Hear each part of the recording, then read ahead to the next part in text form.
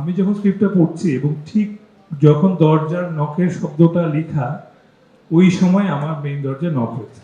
দরজার দিক না গিয়ে দৌড়ে বেডরুমের দিকে চলে গেছে। মানুষ নতুন আসলে কি পাবে আমার কাছ থেকে? 25 টাকাই হোক, কেন সেটা খরচ করে দেখবে? অবশ্যই চক্র গল্প দেখবে আর সবকিছু দেখবে। আমার ফ্যান বেস কেন দেখবে? আসলে চক্র টু যখন আমরা আলোচনা করছিলাম আমি আর বিকি ভাই, তখন বিকি ভাইয়ের সঙ্গে আমার আরেকটা গল্প নিয়েও কথা হচ্ছিল, ওটাও ওটিটি।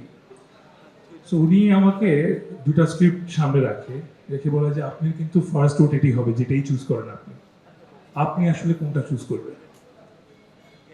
আমি ওনাকে তখন বললাম যে আপনার কি মনে হয় আমার কোনটা চুজ করা উচিত? এবং একসঙ্গে আসলে দুজনই উত্তর দিয়ে উঠলাম যে অবশ্যই চক্রটি, বিকজ এইখানে আমার নিজের অভিনয় নতুন করে দেখানোর একটা জায়গা থাকবে, যেই কারণে মানুষ দেখতে পাচ্ছে না যে ভয়াবহতা, নৃশংসতা। তো সবকিছু ঠিক আছে, চক্রের এফেক্ট চলছে। তো চক্রের একটা এফেক্ট চলে আসলে সব সময়, আমাদের সেটেও চলেছে। আচ্ছা, কনফারেন্স কনফারেন্সে চলবে না এমন তো না, এটা হতেই হয়। সো সবাই ঠিকঠাক থাকলেই ভালো।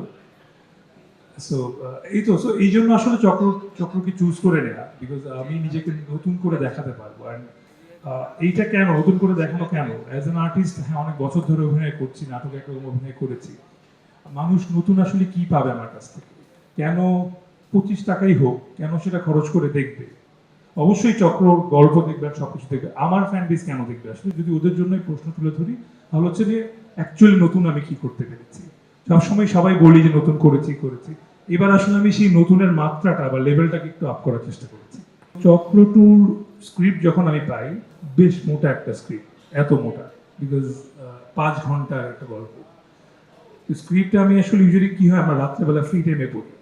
সো আমি এরকম রাত্রেবেলা পড়ছিলাম, একটা সিন ছিল যে হুমায়ুন আর রুমকির ওরা পালিয়ে গিয়ে একটা বাসায় ওঠে এবং তারপর ওদের দরজায় নক হয়।